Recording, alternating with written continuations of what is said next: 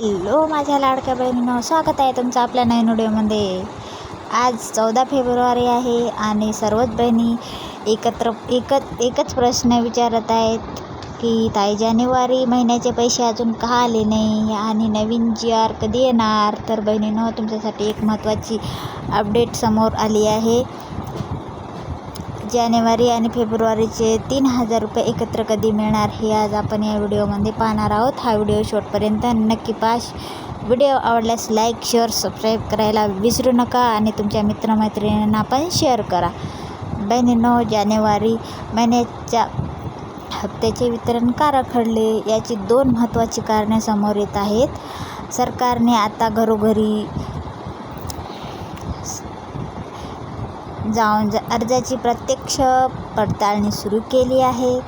ज्यांचे अर्ज पात्र आहेत पण माहिती अजून अपूर्ण आहे, त्यांचा डेटा अपडेट केला जात आहे। सरकारने eKYCसाठी आता 31 मार्च 2026 पर्यंत मुदत दिली आहे।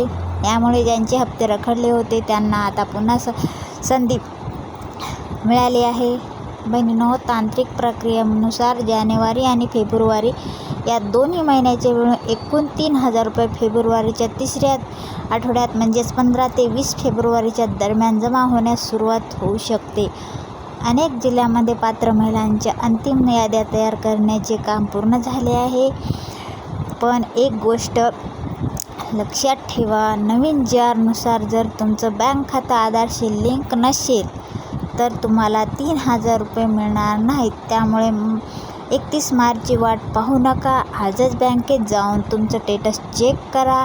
तुमच्या घरी अंगणवाडी ताई आल्या होत्या का हे मला नक्की कमेंटमध्ये सांगा आणि तुमची DBT लिंक, तुमचं जे eKYC प्रक्रिया आहे ती पूर्ण केली होती का ते मला कमेंट्समध्ये नक्की सांगा। तर बहिणींनो, पुढच्या 2-3 दिवसात तुमच्या मोबाईलवर मेसेज येण्याची शक्यता आहे। जसा काही अधिकृत GR किंवा नवीन अपडेट येईल मी तुम्हाला सर्वात आधीच सांगेन।